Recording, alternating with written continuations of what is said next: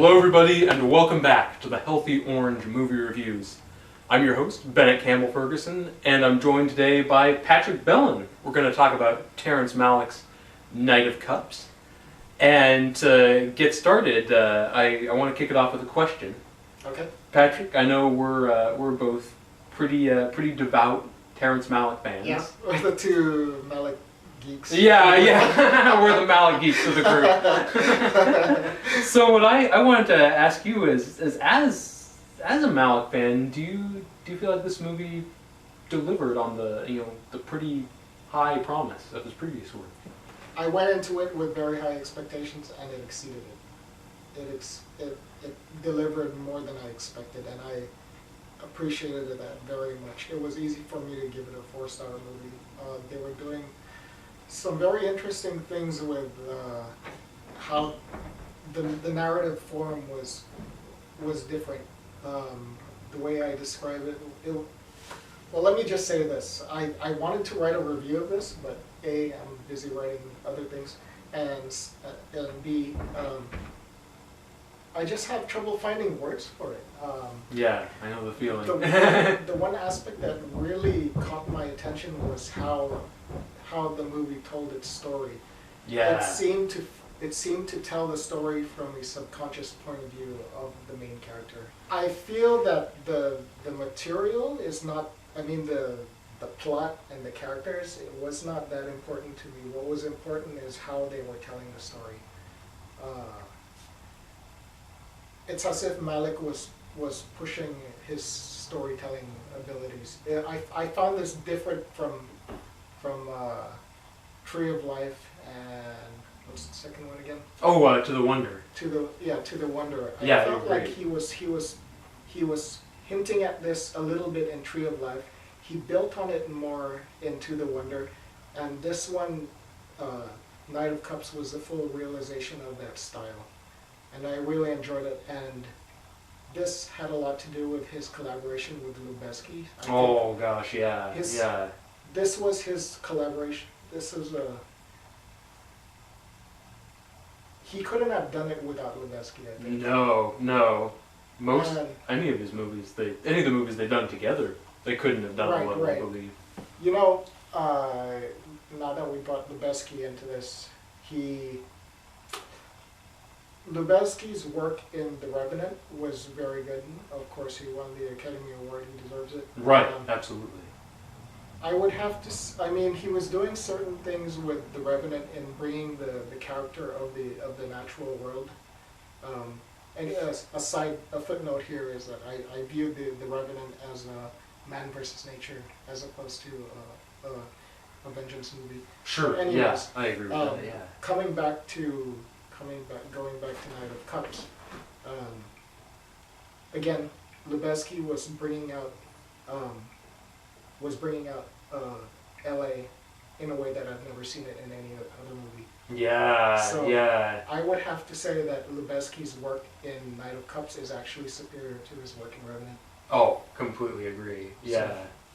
So, and that what Lubezki was doing in bringing life to L.A. fed into I want to call him the Knight of Cups, as a character. He's not really a real character. He's an abstraction. He's this abstraction of the Knight of Cups, and it's almost like there were two directors in this movie. Lubezki and Malick was directing this movie simultaneously. And they were feeding off of each other. Absolutely. Whereas Malick was directing the Knight of Cups, and Lubezki was directing the environment, L.A. Yeah. Las Vegas. It was masterful. It was really, really brilliant. I want to see it again.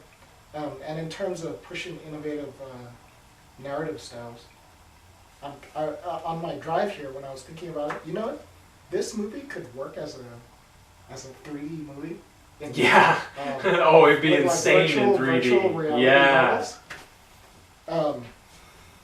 I wonder what that would be like. I think it would be overpowering. I'd be very curious to see how it would work. Yeah.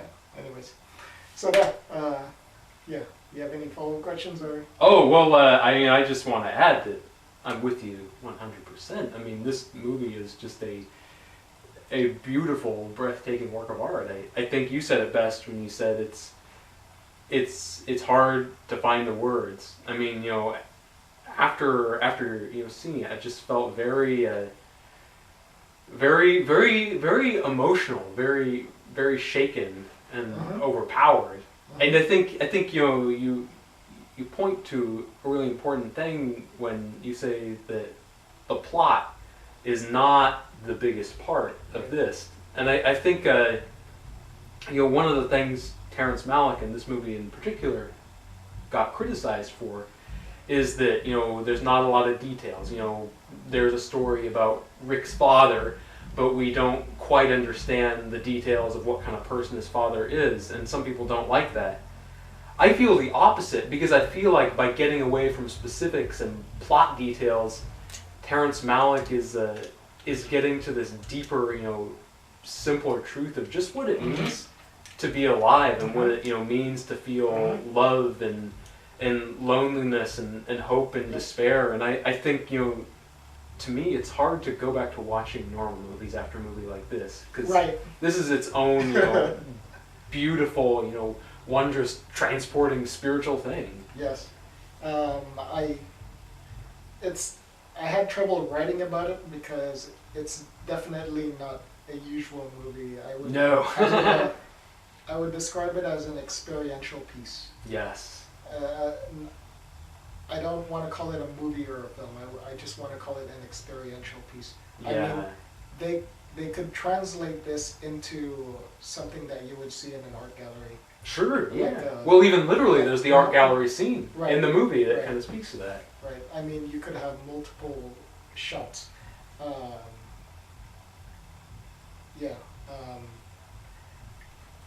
Now, I want to go back to what we were talking about before, the camera world, and why this movie was so delayed. Absolutely. We were just talking about the power of Hollywood. Yeah. I have a feeling Hollywood. I have a feeling that the money men and the marketing department wasn't quite sure how to sell this to an audience. How could you sell it? I mean, it's unlike anything, you know, people are going to see. You know, the thing is, the trailer for this was entirely accurate. It was absolutely ridiculously accurate. Yeah. It had to be one of the most accurate trailers I've seen in a very long time. I mean, you know, when I saw the trailer, I thought, you know, okay, I'm going to get a visually beautiful movie about Christian Bale, you know, being sad in Hollywood. It's basically going to be one long ecstatic montage. Right. And that's basically what it is. Yeah. I mean, that's a simple way of saying it, If somebody asked me if they should see this movie, I would tell them, watch the trailer and see if it speaks to you. If this is the type of movie that interests you, then that's exactly what you're gonna get.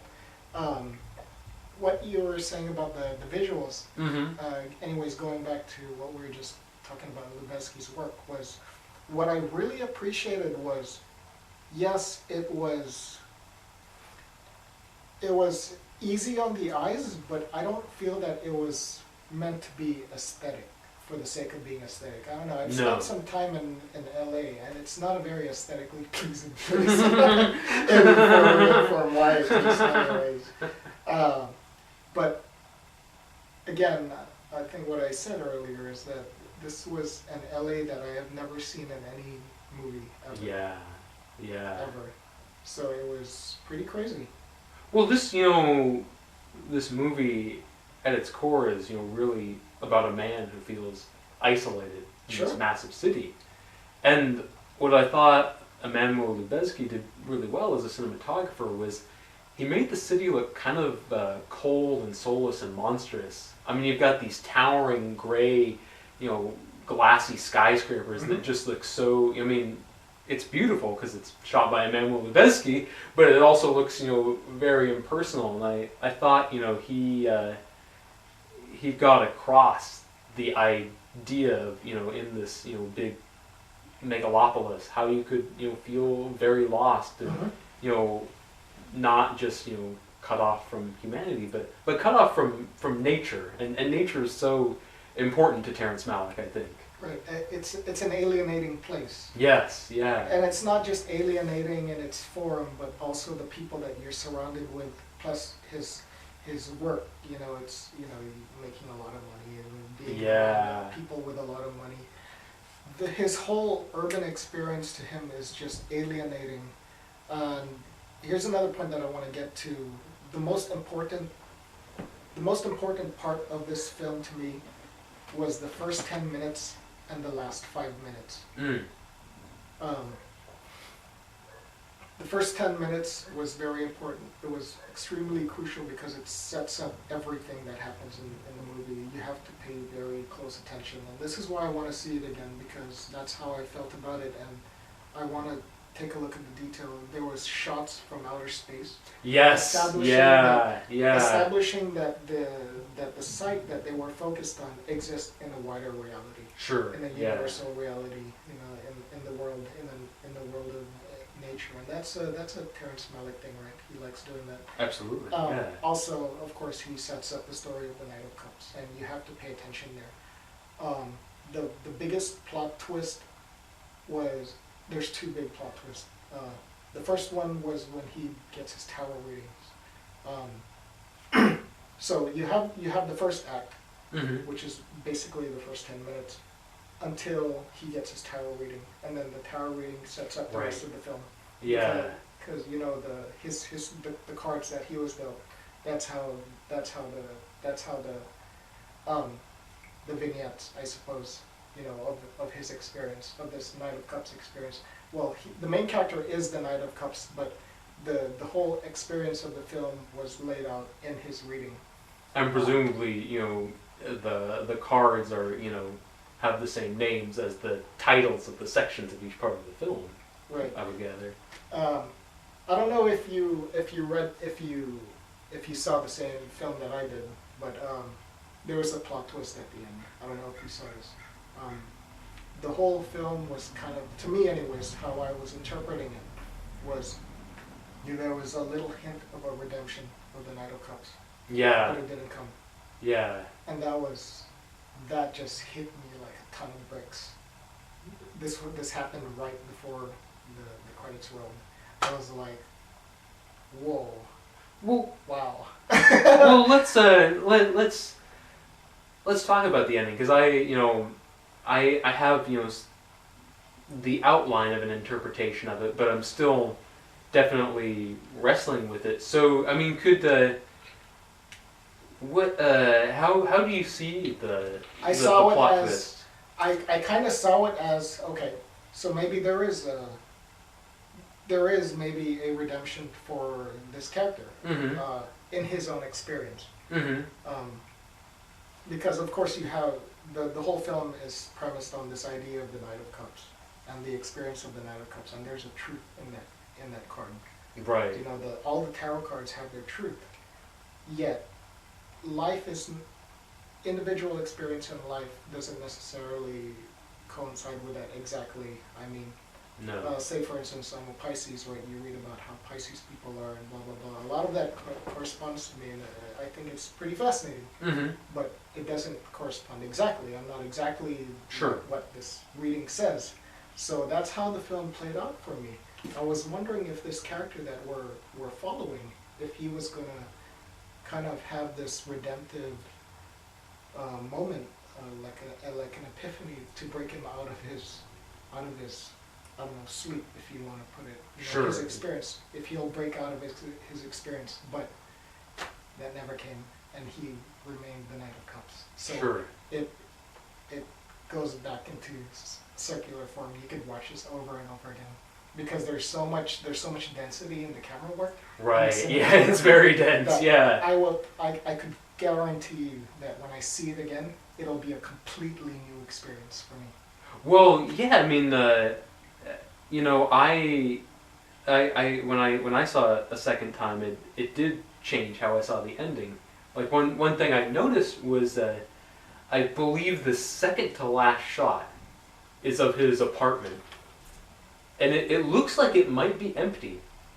And then there's the shot from his perspective of he's on some kind of country road, and he's driving, and that's the very last shot. Right. And so I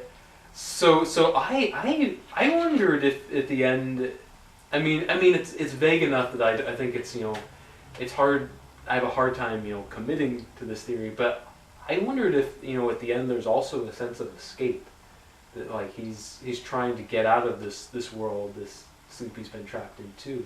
Right, and that's why he's jumping from girlfriend to girlfriend, because it's finding escape a little bit. Yeah, I have to watch that again, because there are some, like I said, the most intense parts in this, the most important parts in this movie is the very beginning and the very end. You have to pay attention. Yeah. Of course, the middle is the build-up that ties everything together. So I actually have to see this again, because there's a powerful point to make about the way they shot his apartment. There is, yeah. Then again, before that, he was robbed, right? Yeah. Oh, that could explain the absence of right. the stuff. Yeah. So that's kind of how I read that. But it could fit into this idea of redemption. Yeah. Because you're right, it does end with the. There's a powerful point to make about the way they shot his apartment. There is, yeah. Then again, before that, he was robbed, right? Yeah. Oh, that could explain the absence of the stuff. Yeah. So that's kind of how I read that. But it could fit into this idea of redemption. Yeah. Because you're right, it does end with the road shot. Right. The way I interpreted that is just he's just continuing on the same path. You think is before? The same path that he's on as the Night of Cups. Well, there's another thing at the ending that is I think gives us a lot to work with as well, which is that actress Isabel Lucas, who's in there very briefly, the one with the really long blonde hair.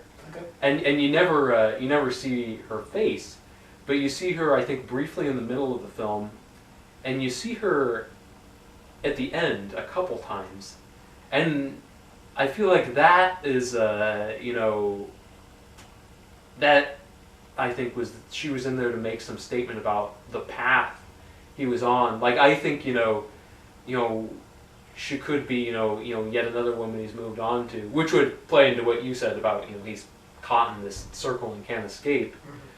And or maybe I wondered almost if she seems very ethereal, even see her swimming underwater kind of like a mermaid or something. I kept wondering, is she not even a real person? Is she more of this symbolic figure who's there right. to? I have another point Cool. I want to say on that. Hey, how's it going? It's going. Welcome. Hey Patrick, long time no see. Yeah, I feel like. Hey, we were actually finishing up a video about Night of Cups, so. Oh, I will sit over here. Cool. Do you want me to get you anything to drink or anything though? I don't want to leave you high and dry. No, it's okay. You guys go right ahead. Okay, I was cool. actually just sitting out there. I was like, I think I can go in. We won't. Well, this won't be too much longer. I think. Things are fine. There is a particular importance with the people who interact with the main character. Mm-hmm.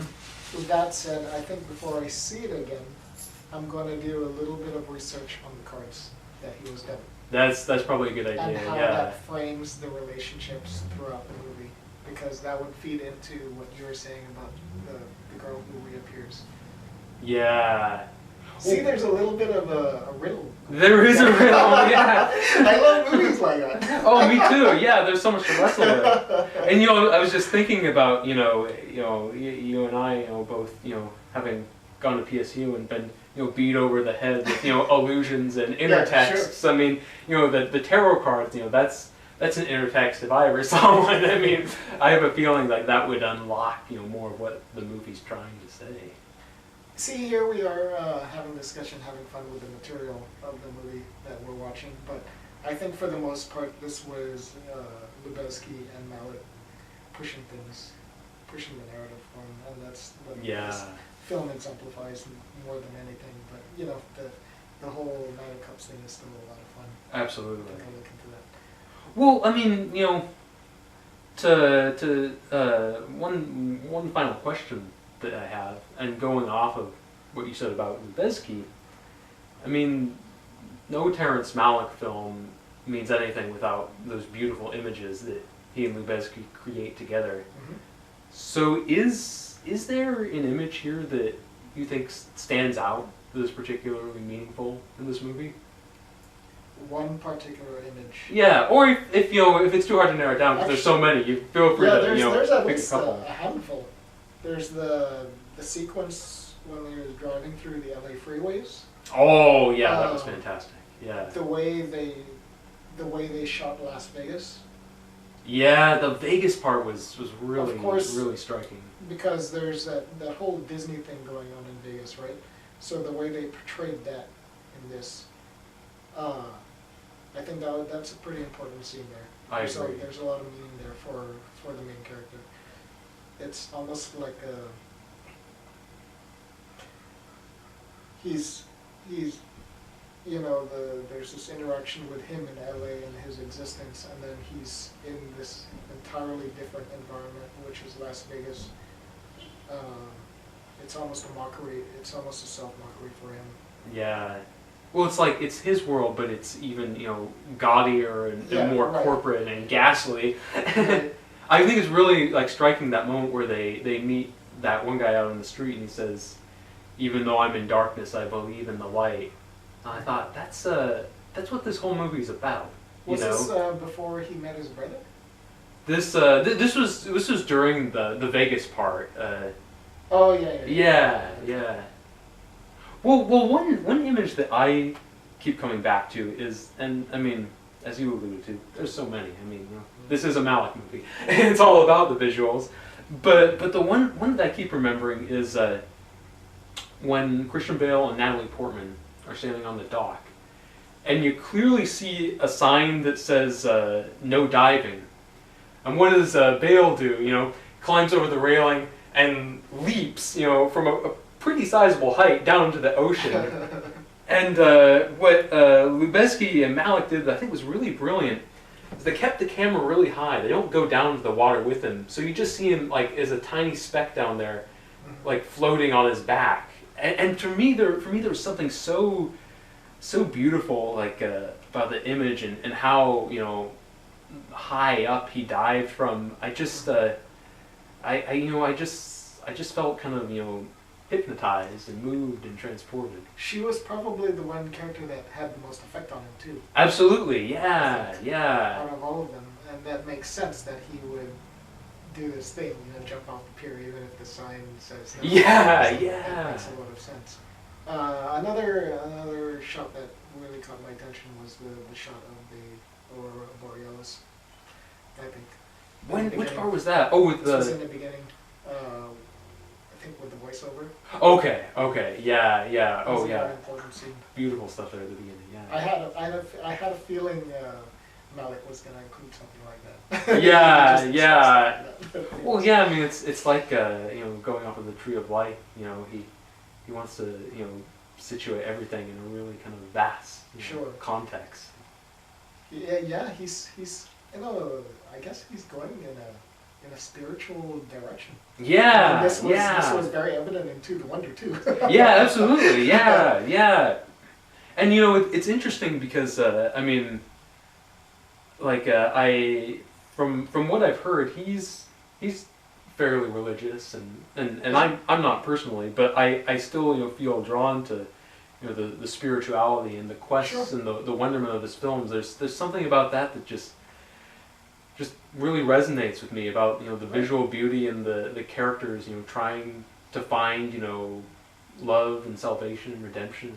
It's really powerful. Right, the larger picture of life. Absolutely. These sorts of things. I don't think you have to be religious to really appreciate those things. No. Going back to another scene, the very last one, the shot of when they were driving, or just the shot of the road, like kind of coming towards it. Yeah. I thought that was an important shot for me. It was beautiful. Well, not for me, but for the film. I thought that was That was a powerful statement. Sure. But I gotta see it again. Oh yeah, yeah. Well, I think that's the perfect place to wrap it up.